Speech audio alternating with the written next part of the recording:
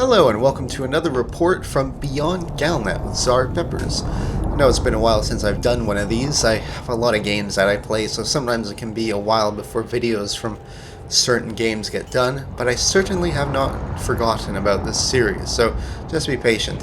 I also know it's been a while since my last upload in general, but I've been binging on Arma 3 Exile and, stuff. But moving on. Today I wanted to do a profile on one of the galaxy's many groups, and today that group is Communism Interstellar, who believe in spreading their influence to introduce democracy and workers' representation to as many star systems as possible. A lot of people may not be familiar with their ideology, so what I wanted to do is try to bring to light the goals and ambitions of this group of comrades who operate out of their symbolic capital in the Manite star system, operating from Iron Station, all while showing you some of the sights and sounds of the Manite bubble. Well, I suppose not so much sounds, considering that whole vacuum of space thing. Since its conception, the ideology has changed greatly, from its seeming irrelevancy after the collapse of the so-called communist bloc to its re-emergence on the world and galactic stage.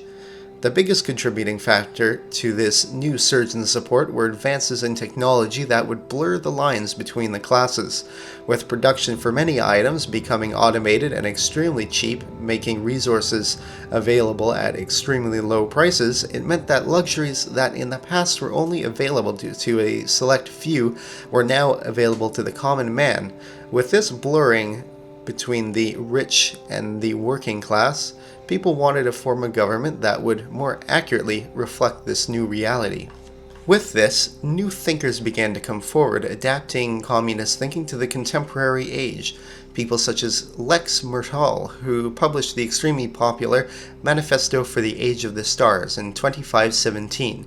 In it, he outlined that considering the distances between star systems and the fact that each system has its own truly unique culture and belief systems, the notion of a large centralized government was no longer just or practical. Instead, each governing body would be unique to the star system it operated in. The only interstellar authority would be that of a constitution that lays out the fundamental rights of each person, along with an organization that guarantees those rights for all the systems in the group.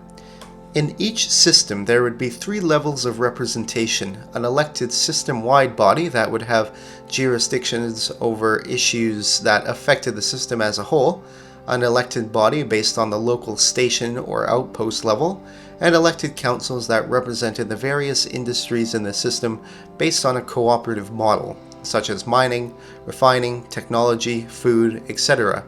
He laid out that within these elected bodies that multiple parties could exist, and that the movement needed to transcend party politics and be woven into the fabric of the star systems as a whole through its constitution, in the same way that law and human rights were in the past. This way, people would be guaranteed their rights as laid out in a socialist society, while maintaining accountability and preventing power from being accumulated and abused. In other words, ensuring that some were not more equal than others. On top of that, there would be no one individual who has power in the same way that a traditional head of state would, another safeguard to ensure accountability and prevent the power of abuse. The power of abuse? The abuse of power. Of course, his ideas were only a portion of those that have contributed to the movement over the centuries, and the ideology has constantly changed with the will of the people since the time of Mertal. Unlike the first attempts at communist societies, today it is seen as something that is fluid and constantly evolving in order to best ensure the success of its basic principles, rather than something that is rigid and dictated by a very specific way of enforcing those ideals. Many differences exist between the Communism Interstellar of today and the ideals of Mertal in the 2500s, but the fundamental goal remains the same.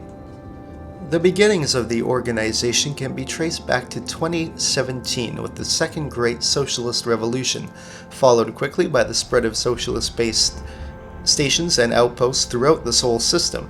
Since then, they have sought to spread their ideals to guarantee freedom, education, and the right to medical treatment and a long life in a galaxy where those qualities can still be hard to come by, despite the fact that technology exists for such a life to be guaranteed to all.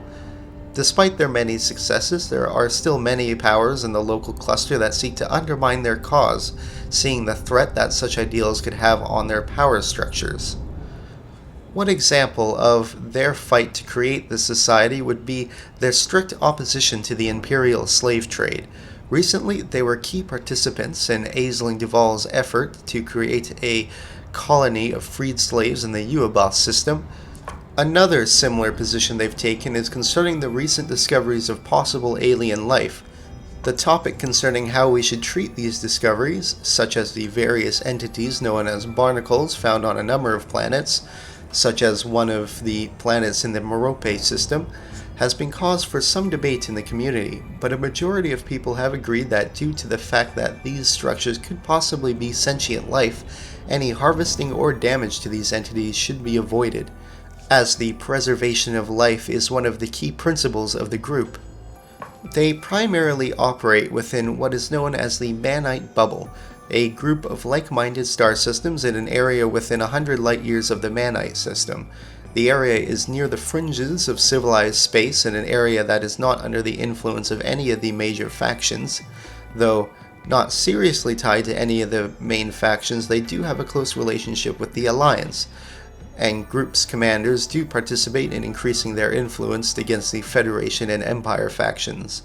Within the group, there is no one ordering commanders to do certain tasks, but don't confuse that with lack of organization. There are a number of goals every week that individual commanders can choose to take part in as they see fit, and there is significant cooperation within the system. Due to this, actions that are unfavorable to the group are in a sense voted on by whether members choose to take part in it or not, resulting in an interstellar policy that doesn't go forward on initiatives that are unpopular with its people. I suppose you could call it the democracy of action. There are no leaders and there are no bosses or ruling class, merely community leaders who lead through example rather than through declaration and orders, inspiring to do rather than telling them what to do. The group consists of a collection of like-minded system-based groups throughout the Manite Bubble. These include the Workers of Manite Labor, the Workers of Bangatani, HIP 91085 Union, and the Union Party of HIP 90212, to name but a few.